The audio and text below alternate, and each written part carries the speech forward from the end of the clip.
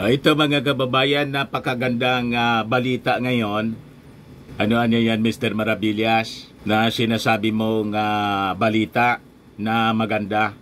Papakinabangan ba yan ang ating mga mamamayang Filipino? As we say goodbye to 2023 and welcome 2024. Opo, papakinabangan natin ito.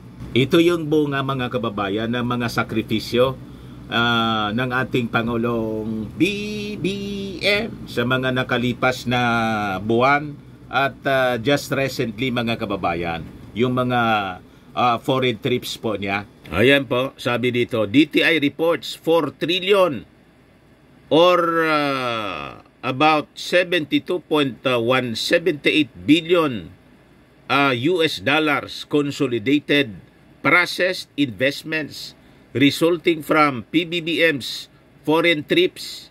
Kaya yung mga duda ng duda at minamasama mga kababayan yung pagbabiyahe ng ating Pangulong Bongbong Marcos. Ito po, nagkabunga na. Processed investments ito na kung saan magbibigay ng opportunities sa ating mga kababayang Filipino na walang trabaho at lalong magpapasigla sa ating economy. Habang papasok mga kababayan ang taon 2024. So we can really expect a prosperous New Year para sa bagong Pilipinas. Ayos? Ayos na ayos niya, Mr. Maravillas. But before kong ibigay sa inyo yung magandang balitang ito, click subscribe muna dito sa ating YouTube channel and hit the notification bell para lagi po kayong updated sa mga kaganapan dito sa ating bansa. Hindi yung mga marites na kwento, mga kwentong paninira. Hindi niya kasi Mr. Maravillas na pagbigyan. Mga personal kasi yung kanilang mga agenda.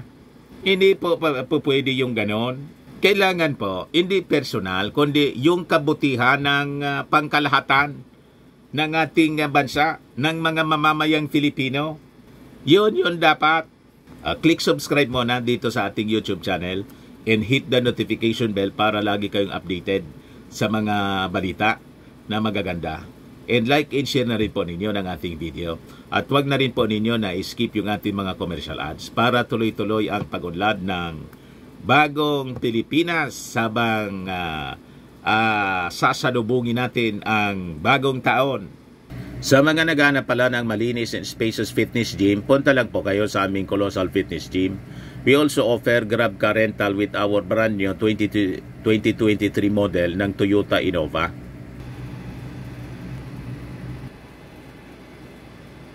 We also accept booking for those who are planning to travel via PAL, Cebu Pacific and other airline companies, local and international, and bills payment for Meralco Bills, PLDT, etc. Ang Colossal Fitness Gym is located at 3rd floor, Security Bank Building, Landco Business Park, Legazpi City, Albay. For inquiries, look for Gilon Maravillas, contact number 0966-802-0949.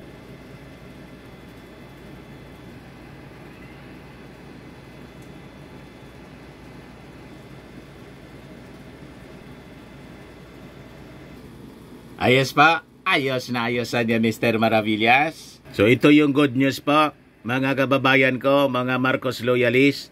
Kailangan yung mga ganitong balita po, i-share ninyong i-share po. Mga supporters ng ating Pangulong Bongbong. 31 million plus po tayo. O di ba? Pagtulong-tulong po tayo sa pag-share ng mga balita po.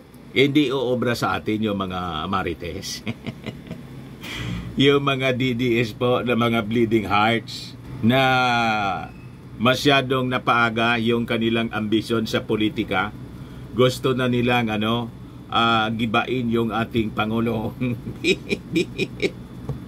And I think pagpasok po ng 2024, lalo nilang i-intensify po yung kanilang mga kasinungalingan. Pilit nila na sinisiraan yung magpinsan. Di ba? Iniuugnay po sa kung ano-anong problema mga kababayan na kinakaharap ng kanilang patron.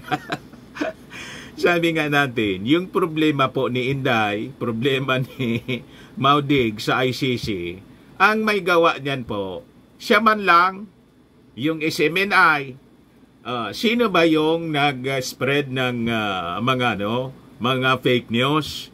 Di ba sila? Di ba?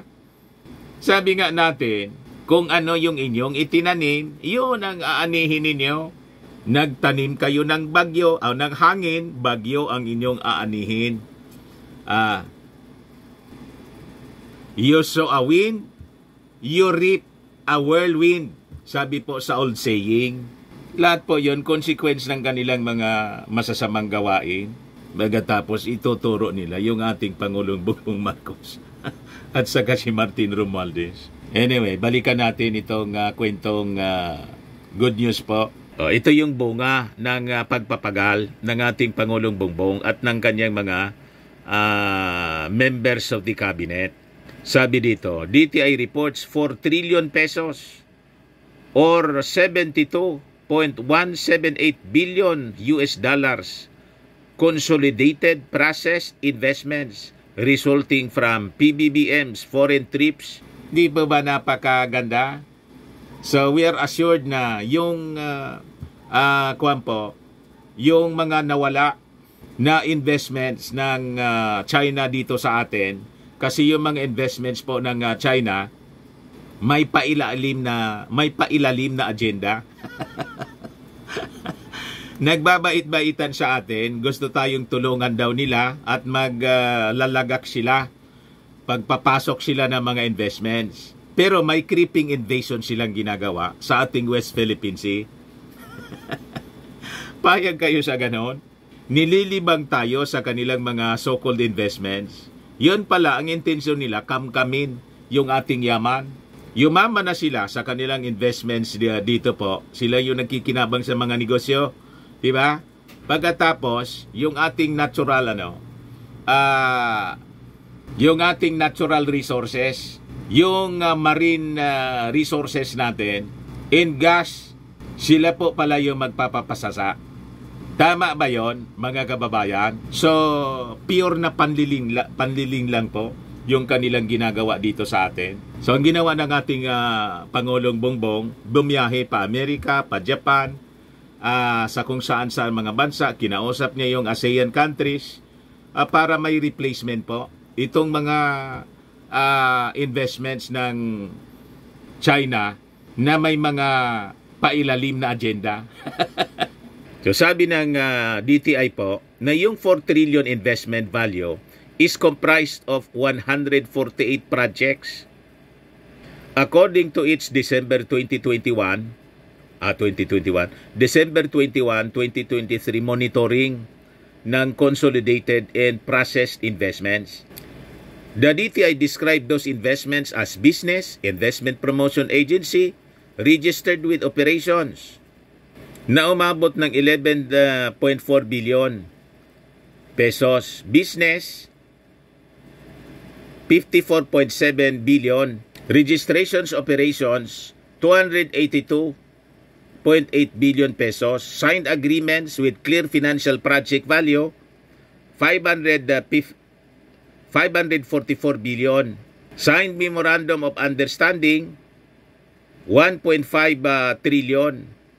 In confirmed investment, not covered by MOUs or LOIs and still in the planning stage, nasa 1.5 trillion pesos. Di ba nakakatuwa, mga kababayan? So sabi dyan, it added that the business engagement during the President visit to Japan for ASEAN-Japan Commemorative Summit were added in the monitoring, adding 263.08 million US dollars or 14 billion to the total value and 9 investments to the total number of projects. So, busog-busog tayo, mga kababayan. Babaha ng mga investments and employment opportunities para sa libo-libo mga kababayan na ating mga kababayan. So, makikita ninyo in the coming months bababa na po yung yung unemployment rate dito sa ating bansa at sisiglang lalo yung ating ekonomiya at yung mga mahihirap ay aangat yung kanilang buhay kasi yung mga pamilya, mga kababayan na walang trabaho, magkakatrabaho na po sila. Di ba napakaganda po? So magiging Merry Christmas and a Happy New Year talaga tayo po. Mababawasan yung gutom and poverty incidents dito po sa ating bansa. As promised by our President na by the end of his term, mag-single digit na po yung poverty incidents dito po sa ating bansa. Ayan man lang po mga kababayan, baka lang gusto ninyo itong itry. Firmax Firming and Lifting Cream, pinapahid po sa mga pulses in affected area. Mainam po sa paninigas na mga kaso-kasoan. Ito naman po, Automax Radiant Serum. Sa mukha naman yung application, anti-aging po siya. You will look 10 years younger than your age. Sa mga cancer patients naman po, baka lang gusto ninyo itong itry. Name siya Red Mix Fruit Drink. Hindi man po siya gamot, food supplement siya. Kaya lang, gawa siya mga kababayan sa Good Sheep Berry. Yung Good Sheep Berry may anti-cancer properties. Ayos po. O yung mga inquiries ninyo, dumiretso na lang kayo sa aming messenger sa Facebook para masagot namin agad. Ako po si Dante Maravillas. Bye-bye po. God bless.